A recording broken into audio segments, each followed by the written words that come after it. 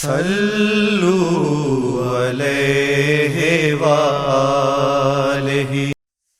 صحیح بخاری حدیث نمبر 34۔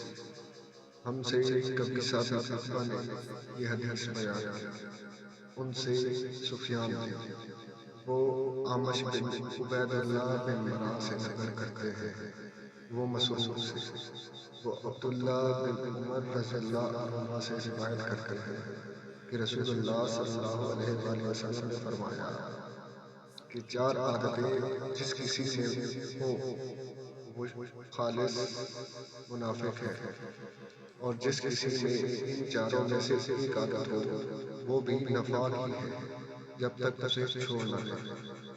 وہ یہ ہے جب اسے امین بنایا جائے تو امانت میں خیانت کرے، اور بات کرتے وقت جھوٹ بولے، اور جب کسی سے عہد کرے تو اسے پورا نہ کرے، اور جب کسی سے لڑے تو گالیاں بکتا رہے۔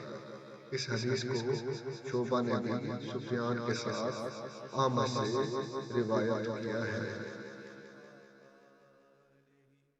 صلوا علیہ